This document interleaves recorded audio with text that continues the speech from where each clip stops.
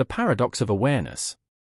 There's a fascinating paradox at the heart of human consciousness. The more psychologically aware we become, the less we can see certain aspects of reality that once dominated our lives. This isn't a flaw in our perception, it's actually a sign of profound psychological growth. Carl Rogers, one of the most influential psychologists of the 20th century, discovered something extraordinary during his decades of clinical work. He noticed that as his clients became what he called fully functioning persons, they underwent a peculiar transformation. They didn't just gain new abilities or insights, they actually lost the capacity to perceive the world in certain ways they once did. Imagine for a moment that you're standing in a dark room. Your eyes adjust, and you begin to see shapes, shadows, movement. Then someone switches on a bright light. Suddenly, you can see everything clearly, the furniture, the colors, the details. But here's the twist, you can no longer see what you saw in the darkness. Those shadows that seemed so real, those shapes that appeared threatening, they've vanished completely. You can't will yourself to see them again, no matter how hard you try. This is what happens to people who undergo deep psychological transformation through person-centered therapy. Rogers observed this phenomenon repeatedly in his practice at the University of Chicago and later at the Western Behavioral Sciences Institute. His clients would arrive trapped in particular ways of seeing themselves and the world. Then, as they moved toward what Rogers termed psychological freedom, certain perceptions would simply fall away, like scales dropping from their eyes. But what exactly do awakened people lose the ability to see? And is this loss actually a gain?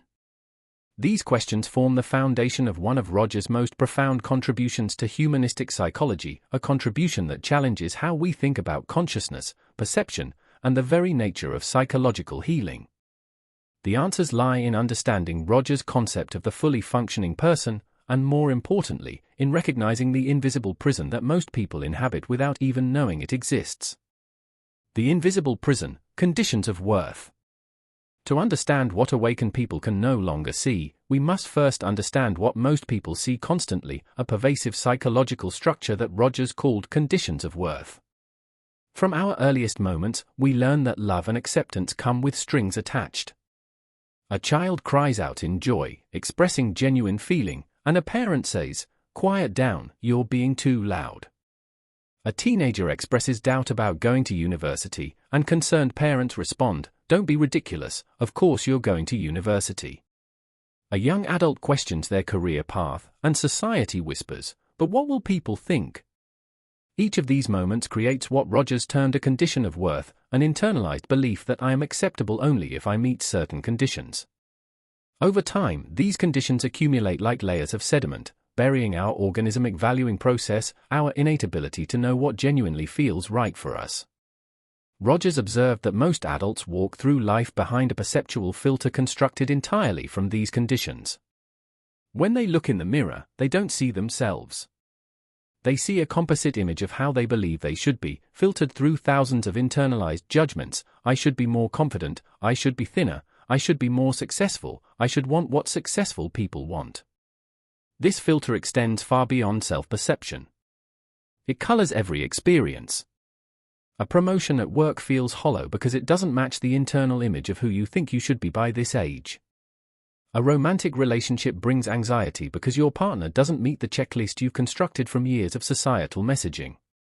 Even moments of joy become tainted with self-consciousness. Should I be this happy about something so small? The remarkable discovery Rogers made was that people living under conditions of worth develop a peculiar form of psychological blindness. They cannot see their own authentic feelings, desires, and values. More accurately, when these authentic elements arise, they're immediately distorted or denied to fit the conditional framework. Consider someone raised with the condition strong people don't show weakness. When they experience vulnerability, their perceptual system literally alters the signal. The vulnerability gets recoded as anger, or tiredness, or nothing at all. It's not that they're consciously lying to themselves, they genuinely cannot perceive the original feeling. Their psychological system has been organized around the premise that survival depends on maintaining these conditions. Rogers documented case after case where clients would describe experiences whilst completely missing their emotional content. "My father died last year," a client might say with perfect calm, discussing logistics and arrangements. The grief, the loss, the profound emotional significance, invisible, filtered out, too threatening to the constructive "I must always be composed." This filtering system operates with such sophistication that most people never question it. They believe they're seeing reality clearly. They're convinced that their judgments about themselves are accurate, that their values are truly their own, that their life choices reflect genuine preferences. But Rogers discovered something extraordinary during therapy sessions. When he created an environment of unconditional positive regard, accepting clients completely, without judgment or conditions, something began to shift. Clients would start to notice discrepancies. "It's strange," they might say, "I've been saying I want this career, but sitting here now, I realize I feel nothing when I talk about it. The feeling is flat." These moments marked the beginning of what Rogers called incongruent awareness, the recognition that there's a gap between the self-concept, who you think you should be, and your actual organismic experience, what you genuinely feel and value. This awareness is often deeply uncomfortable, even frightening. The entire psychological structure begins to feel unstable. What happens next determines whether someone remains trapped or begins the journey toward becoming fully functioning. And it's in this journey that people begin losing the ability to see the world through the old filter, a loss that transforms everything. The journey to congruence, seeing through the illusion. Rogers identified a fascinating pattern in his therapeutic work. As clients progressed towards psychological health, they went through distinct experimental shifts. The journey wasn't linear, but it followed a recognizable trajectory, one that fundamentally altered their perceptual capabilities. The first major shift occurred when clients began to experience their feelings directly, without the immediate need to distort or deny them. Rogers described one client, a middle-aged man who'd spent decades suppressing his resentment toward his demanding father. In session, discussing a recent phone conversation, the man suddenly stopped mid-sentence. "I'm angry," he said, with a quality of surprise in his voice. "Right now, talking about this, I'm angry. I can feel it in my chest." This seems unremarkable until you understand what had shifted. Previously, he would have discussed the same interaction whilst feeling nothing, or perhaps a vague sense of tiredness or irritation. The actual anger had been invisible to his conscious awareness, filtered out by the condition good sons respect their fathers without complaint. But now, something had changed in his perceptual system. The filter was becoming transparent. He could see through it to the actual experience underneath. This transparency is profoundly destabilizing at first. The familiar landmarks of selfhood begin to dissolve. "If I'm not who I thought I was," clients would often express, "then who am I?" Rogers understood this existential crisis as necessary and ultimately generative. He observed that as clients continued to experience their feelings directly, they developed what he called existential living, the capacity to live fully in each moment, allowing personality to emerge from experience rather than forcing experience to fit predetermined concepts of self. Consider the implications. Most people approach each moment with a script. In this situation, I should feel X, want Y, and do Z. The fully functioning person abandons the script. They enter each moment open to what actually arises. This doesn't mean they become impulsive or irresponsible, quite the opposite. They become more genuinely responsive, because they're working with accurate information about their actual state rather than distorted data filtered through conditions of worth. A client Rogers worked with provides a compelling example. She'd been raised in an environment where expressions of anger, particularly from women, were strictly forbidden. By the time she entered therapy, she'd become depressed, exhausted, unable to understand why simple interactions left her drained.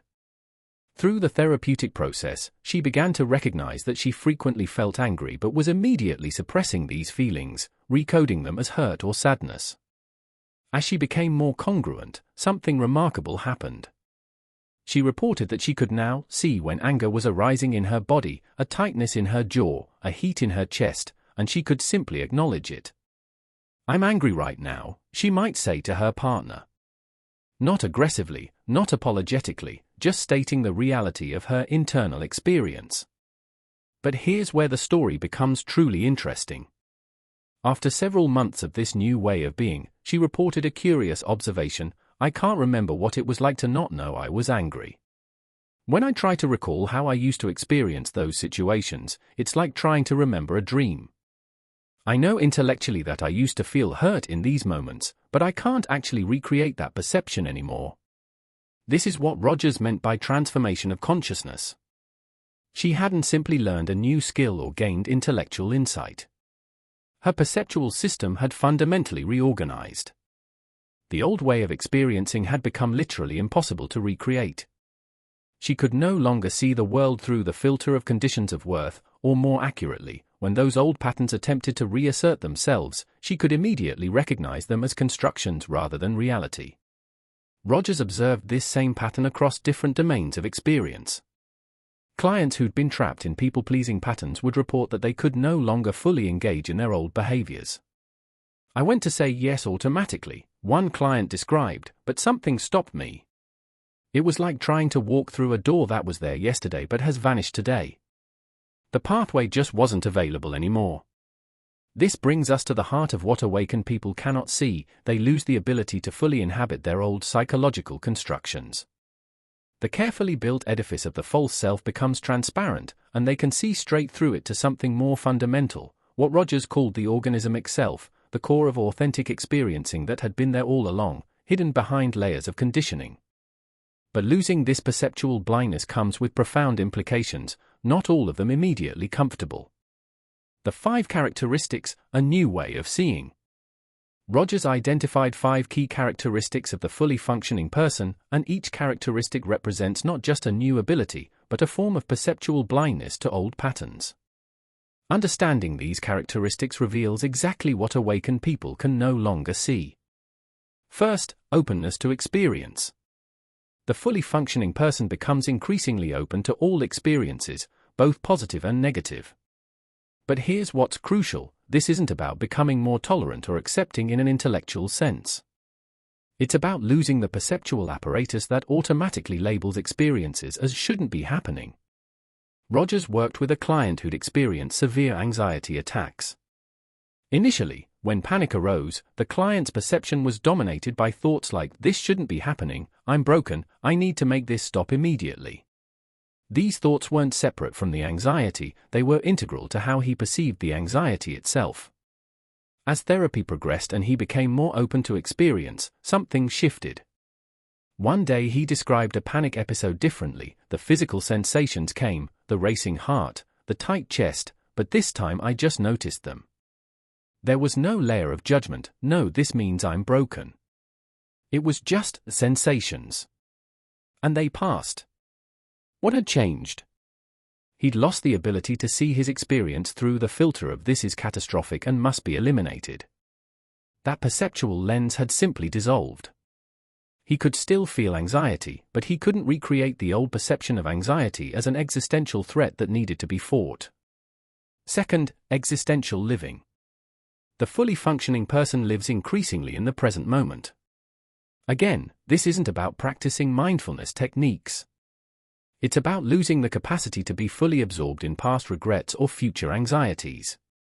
Rogers described clients who'd spent years ruminating over past decisions, replaying conversations, constructing elaborate narratives about how things should have been different. Then, after sustained therapeutic work, these same clients would report a curious phenomenon: "I can think about the past, but I can't get lost in it anymore. It's like trying to believe in Santa Claus again. I can intellectually engage with the concept, but the lived reality of belief is gone." They'd lost the perceptual structure that made the past feel more real than the present. Their consciousness had reorganized around what Rogers called the here and now of experience. The present moment stopped being a launching point for time travel into past or future and became, simply, where life actually happens. Third, trust in feelings. Perhaps most dramatically, fully functioning persons develop deep trust in their own organismic responses, their gut feelings, their instincts, their immediate felt sense of situations. But crucially, they lose the ability to override these feelings with abstract reasoning about what they should feel or want. Rogers shared the story of a client, a successful solicitor, who'd built his entire career on ignoring his feelings in favor of rational analysis. Feelings are unreliable, he'd maintained. Logic and reason are what matter. Through therapy, he began to notice that his body often knew things before his mind did, a tension in his shoulders when certain clients called, a sense of ease with particular types of cases. As he became more fully functioning, he reported that he couldn't maintain his old relationship with his feelings. I used to be able to override my gut reaction with logical arguments. Now, when I try to do that, it feels like lying to myself. The feeling doesn't go away just because I've constructed a rational argument against it. He'd lost the perceptual split between feelings and thinking that had organized his life. His feelings had become a form of information as real and undeniable as visual data. He could no more ignore a feeling of wrongness about a case than he could ignore seeing a red traffic light. Fourth, creativity and adaptability. Fully functioning persons become more creative and adaptable, but not because they've learned new skills. They've lost the rigid perceptual structures that limited how they could see problems and solutions. Rogers observed that as clients became more congruent, they'd spontaneously generate novel approaches to long-standing difficulties, not through trying harder, but through seeing situations freshly, without the overlay of fixed assumptions. Fifth, living richly. Rogers noted that fully functioning people experience life more intensely, more joy, more pain, more love, more heartbreak. They haven't developed thicker skin or better coping mechanisms. Instead, they've lost the numbing filters that most people use to dampen their experience. The capacity for defensive self-protection has largely vanished, and with it, the perception of life as something to be managed and controlled rather than fully lived. A client described this shift poignantly. "I cried yesterday, really cried, in a way I haven't since childhood. It wasn't about anything tragic, just a beautiful piece of music. Afterward, I realized I'd spent decades unable to see beauty without immediately thinking about it, analyzing it, putting it in context. Now beauty just hits me directly, and I can't stop it anymore. I've lost my shield against life, and it's terrifying and wonderful." These 5 characteristics aren't goals to achieve. They're descriptions of what remains when the false constructions fall away. And what becomes visible is both simpler and more profound than Rogers' clients expected. The invisible gorilla in the room, perceptual selectivity. To fully grasp what awakened people lose the ability to see, we need to understand a crucial concept from modern cognitive psychology, one that Rogers intuited decades before it was formally studied: inattentional blindness. In 1999, psychologists Daniel Simons and Christopher Chabris conducted their now famous invisible gorilla experiment. Participants watched a video of people passing basketballs and were asked to count the passes made by players in white shirts. Halfway through the video, a person in a gorilla costume walked directly through the scene, stopped, beat their chest, and walked off. Remarkably, about half the participants never saw the gorilla. It wasn't that they saw it and forgot, they were genuinely blind to something obvious and unexpected because their attention was focused elsewhere. This experiment reveals a fundamental truth about human perception: we don't see reality objectively. We see what our attention, shaped by our expectations and focus, allows us to see. Everything else, no matter how obvious, remains invisible. Now, apply this principle to psychological development. People living under conditions of worth are perpetually engaged in a demanding cognitive task, maintaining their self-concept, monitoring whether they're meeting their conditions of worth, suppressing incongruent experiences. This task consumes enormous attentional resources. While focused on this task, am I good enough? Am I meeting expectations? Am I being the person I should be? They become blind to other aspects of their experience. The gorilla of their authentic self walks directly through their awareness, beats its chest, and walks away unseen. Rogers discovered this phenomenon clinically long before the gorilla experiment. He noticed that clients would describe situations whilst completely missing massive, obvious elements. A woman might discuss her marriage in purely practical terms, finances, household management, children's schedules, whilst remaining completely blind to her own profound loneliness, even when it was apparent to everyone else in the room. The fascinating twist is what happens as people become fully functioning. Their attention is no longer consumed by the exhausting task of maintaining a false self-concept. their perceptual bandwidth opens up. Suddenly, they start seeing gorillas everywhere, aspects of their experience that had been invisible despite being present all along. But here's the crucial point: once you've seen the gorilla, you can't unsee it. Once someone becomes aware of their authentic feelings, values, and experiences, they lose the capacity for the old form of inattentional blindness. They can't return to the state of not seeing, no matter how much more comfortable or convenient that might sometimes be. Rogers observed this repeatedly. A client might say, "I wish I could go back to not knowing how unhappy my job makes me. It was easier when I couldn't see it." But the seeing, once it occurs, is irreversible. The attentional shift is permanent. This connects to another form of perceptual blindness that fully functioning people lose: the ability to not see incongruence in their lives. Most people develop sophisticated systems for maintaining contradictions without awareness. They might value authenticity whilst living inauthentically, prize honesty whilst lying to themselves, cherish freedom whilst living in self-imposed prisons, all without seeing the contradictions. The fully functioning person loses this capacity. Incongruence, once invisible, becomes glaringly obvious. It's not comfortable. Rogers never promised comfort. He promised congruence, authenticity, psychological freedom, qualities that often bring discomfort before they bring peace. This raises a profound question: if awakened people lose the ability to be blind to aspects of their experience, what else becomes invisible to them? What can they no longer perceive as they once did? The death of the false self, what disappears? As people move toward full functioning, Rogers observed a fascinating phenomenon: entire categories of experience that had once dominated their consciousness simply vanished from their perceptual world. Not through effort or suppression, but through a genuine inability to recreate old ways of experiencing. The disappearance of the should world. Perhaps most dramatically, fully functioning people report losing access to the should dimension of experience. This isn't about intellectually rejecting oughts and shoulds, it's about those concepts losing their felt reality and emotional weight. A client described it this way: "I was in a meeting, and someone said something critical about my work. Normally, I'd immediately spiral into "I should have done this differently, I should have anticipated that." But this time, those thoughts arose and just fell away. They had no grip.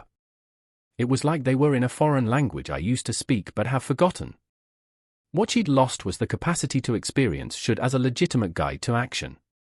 She could still hear the words, could intellectually understand the concept, but couldn't feel it as real or compelling. The should world, which had been her primary perceptual landscape, had become flat, two-dimensional, obviously constructed.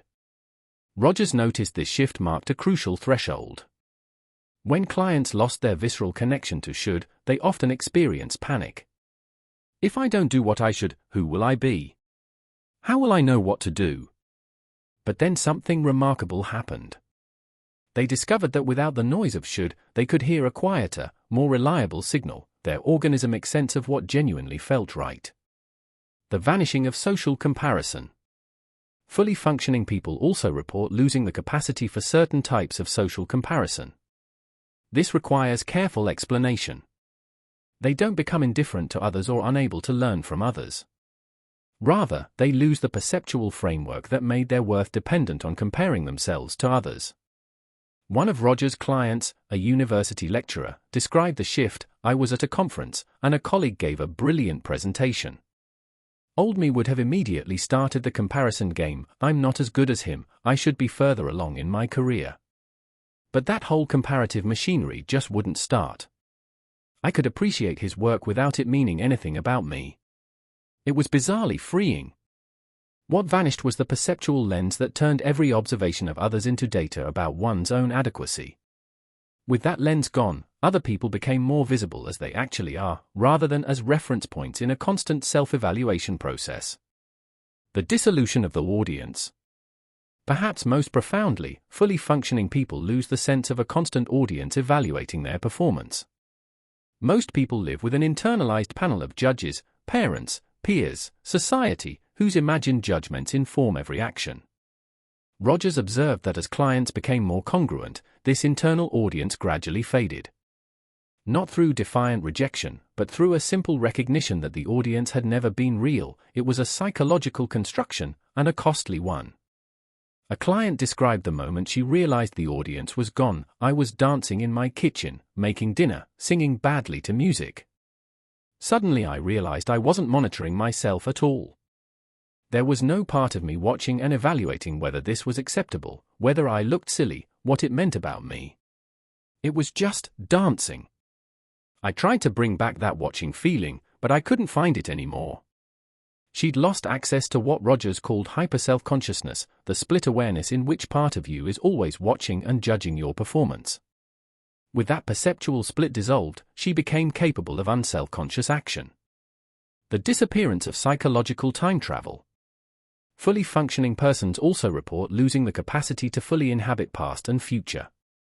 This isn't memory loss or an inability to plan. It's the loss of the perceptual experience of the past or future as more real than the present. Rogers worked with a client who'd been traumatized in childhood. For years, the past had a quality of ongoing presence. She would relive experiences in a way that made them feel current. Through therapy, she processed these experiences and something shifted. She described it: "I can remember what happened, but I can't make it feel present anymore. It's like a story about someone I used to be. The past has become actually past." Similarly, clients who'd been chronically anxious about the future reported that future catastrophes lost their sense of inevitable reality. "I can imagine problems," one said, "but I can't make myself believe in them the way I used to. The future has become obviously not yet real." The end of defensive perception. Finally, and perhaps most significantly, fully functioning people lose access to defensive ways of perceiving. Denial, distortion, rationalization, these perceptual strategies stop working. Not because the person has learned to override them, but because the mechanism itself has dissolved. A client recounted, "My partner said something that hurt me. Old me would have immediately reframed it, 'She didn't mean it that way,' or 'I'm being too sensitive.' But I couldn't do that anymore. It hurt, and that was just true. I had to actually deal with the hurt rather than making it disappear through mental gymnastics. This is profoundly uncomfortable. Defensive perception exists for a reason. It protects us from painful realities. When it stops working, we're left vulnerable, exposed to the full reality of our experience. But Rogers observed that this vulnerability, over time, gives way to something unexpected, a kind of resilience that comes from dealing with reality as it is rather than as we wish it to be. In losing all these perceptual capacities, what remains? What can fully functioning people actually see? The new vision, what becomes visible? As old perceptual structures dissolve, Rogers observed that new forms of seeing emerge, or perhaps more accurately, pre-existing capacities that had been obscured become accessible. What can fully functioning people see that was invisible to them before? The visible self. Most fundamentally, the actual self becomes visible for the first time. Not the self-concept, not the ideal self, but what Rogers called the organismic self, the ongoing flow of experiencing, feeling, valuing, and choosing that constitutes who you actually are in each moment. A client described this visibility: "It's like I'd been looking at myself through frosted glass my whole life, and suddenly the glass cleared. I can see what I actually feel, what I actually want, what actually matters to me, and not what should matter, but what does. It's astonishingly simple, and I can't believe I couldn't see it before." This visibility of self brings with it a new relationship to choice. When you can see what you actually value, decisions become clearer. Not easier. Rogers never promised easy, but clearer. The fog of should and obligation lifts, and you can see the actual choice points in your life. The visible other. Paradoxically, as people become more able to see themselves clearly, they also become more able to see others clearly. With attention no longer consumed by maintaining a false self-concept, they can actually perceive the people around them rather than their projections and assumptions. Rogers noticed that as clients became more fully functioning, they'd report surprising discoveries about people they'd known for years. "I realized I'd never actually listened to what my husband was saying. I was always filtering it through my assumptions about what he thought. Last week, I actually heard him, and he was saying something completely different than I believed for 20 years. The other person, obscured behind layers of projection and conditioning, becomes visible as they actually are. This seeing can be uncomfortable. It often reveals that relationships have been built on mutual misperception. But it also creates the possibility of genuine meeting, of what philosopher Martin Buber called an I-thou relationship rather than an I-it relationship. The visible process. Fully functioning people develop what Rogers called process awareness, the capacity to see themselves as process rather than static entity. This might sound abstract, but clients described it concretely. I used to think I am an anxious person, like that was a fixed fact, one said. Now I see anxiety as something that happens sometimes, a process that arises and passes. I'm not anxiety, I'm the space in which anxiety sometimes appears. That shift in perception changed everything. This seeing transforms the relationship with all experience. Nothing is permanent, everything is process, and the self is not a fixed thing to be defended but an ongoing becoming. This perception makes change not just possible but inevitable and natural. The visible interconnection. As defenses dissolve and perception clears, Rogers observed that many clients spontaneously reported a sense of increased connection with others and with life itself. This wasn't a mystical experience imposed from outside, but a natural perception that emerged when the isolating structures of false self and defensive separation fell away. I was walking in the park, a client described, and I saw an elderly man feeding birds. Normally I'd have classified him, made assumptions, moved on. But this time I just saw him.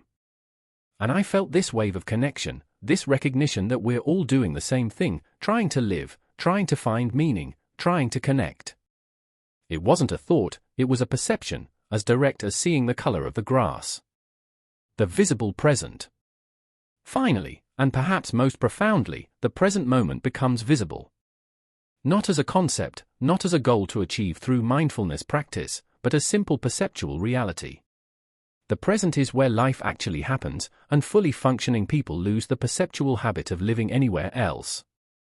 Rogers emphasized that this isn't about achieving a permanent state of presence. The mind still wanders, still plans, and remembers. But there's a fundamental shift in what feels real.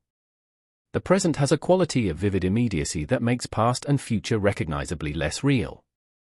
What Rogers discovered through decades of therapeutic work is that human perception is far more malleable and conditioned than we realize. The world we see is largely determined by the psychological structures through which we look. Change those structures, and the visible world transforms.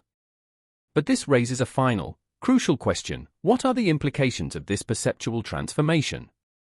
What does it mean to live in a world where so many people are looking through very different perceptual lenses?